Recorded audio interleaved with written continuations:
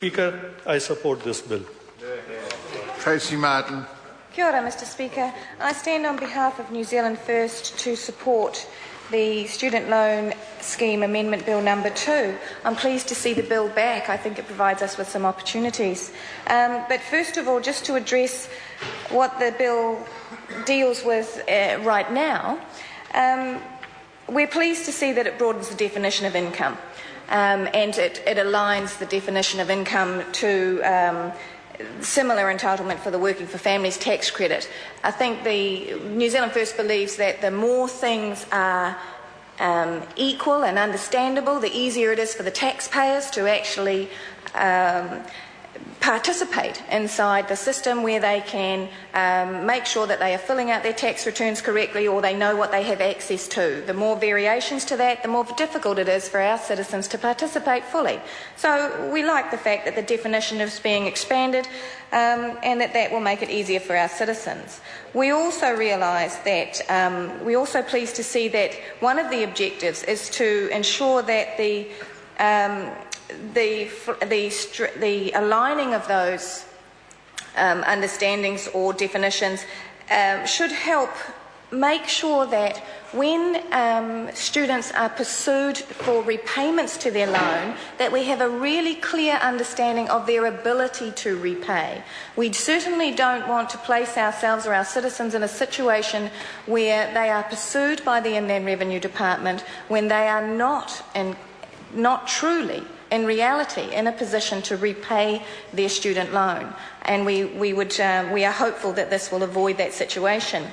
The income information matching between the New Zealand Customs Service and the Inland Revenue Department. Identity matching is always a little iffy. One always has to be careful about it, particularly when a state is doing it. However, people have responsibilities to pay their debts, particularly when those debts are to the country that has supported them, and those obligations need to be met. They need to be met before people take a holiday or before they decide that they're going to start a new life somewhere else.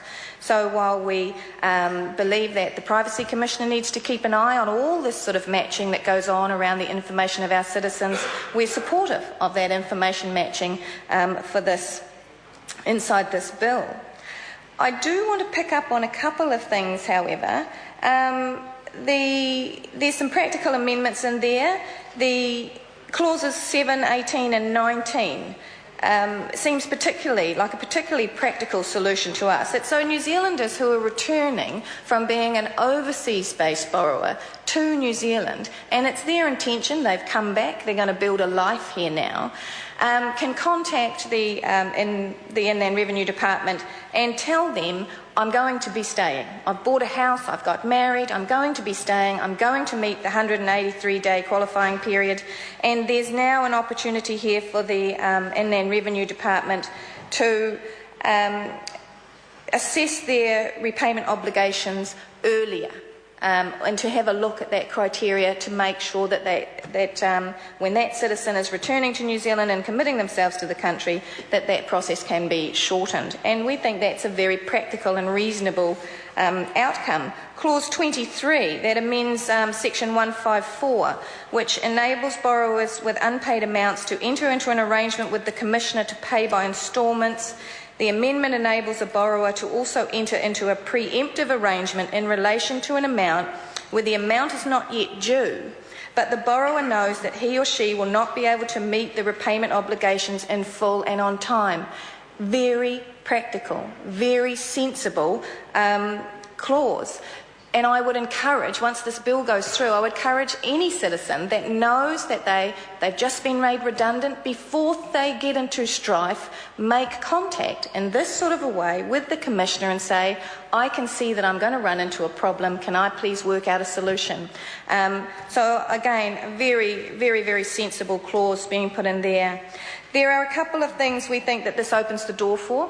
And I'm hopeful that that New Zealand First can have some influence, perhaps to make some further amendments to what are fairly technical amendments to this bill. I want to pick up and make sure that we understand There is a constant conversation inside this House around tertiary education, and to me, and perhaps my understanding is wrong, and I apologise for that if I'm taking it the wrong way, but the conversations always seem, when we come to student loans and student debt, seem to be around university students. As if there are no other students in New Zealand, no trade school students, no Unitec students, no Polytech students, no bakers, no builders, no labourers, no people that are also participating in this scheme. And so sometimes it's a little bit disturbing when we talk about particularly supporting our high achievers. Just our high achievers. And I would like to see conversations like this extend so that there is success is valued and acknowledged, that those students that go into the Unitecs, that go into the Polytechs, that become our bakers and our builders and have gained and require student allowances and have student loans are also recognised in these conversations. It's just not just about university students. And I think the other thing to mention is to pick up on what my Labour colleague mentioned, which was the 55 plus, the access for 55 plus to some of these allowances. There is a term that we use a lot inside of educational literature, and it's called lifelong learners. Now, I don't see how we can stand on and say that we want to have a community of lifelong learners if we're going to start shutting doors on people.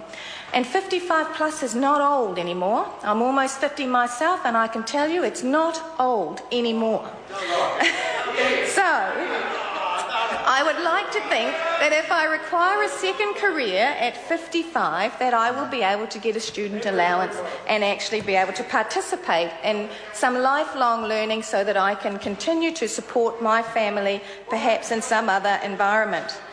But we also talk about fairness. People talk about fairness, and I raised this when the amendment bill came into the House the first time round.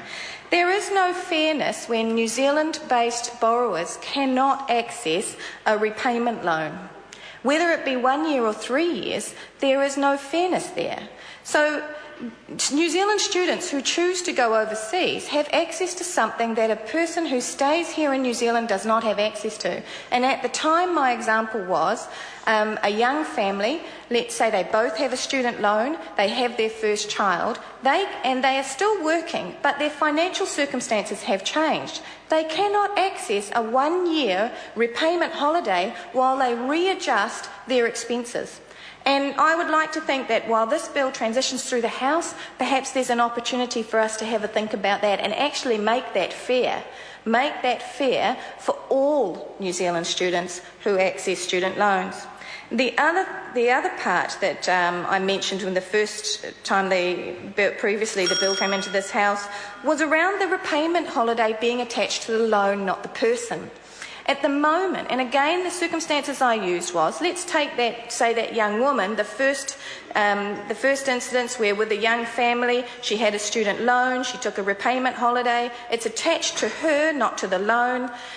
She took that holiday and then paid off the loan over a period of time. She's now in her 40s, she wants to go back to university, she wants to retrain, she gets another student loan, her marriage breaks up, she requires some time to She's back out in the workforce, her marriage breaks up, she requires some time, once again in her lifetime, to reassess her financial circumstances. She has already proven to us, the state, that she's a good risk. She's already paid off one loan. Why can the repayment holiday not be attached to the loan so that this lady, in her circumstances, could take another repayment holiday as required inside those circumstances?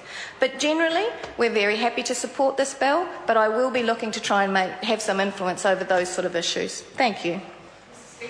Melissa Lee. Thank you, Mr. Speaker. It's a great pleasure to rise to support the Student Loan Scheme Amendment Bill number 2.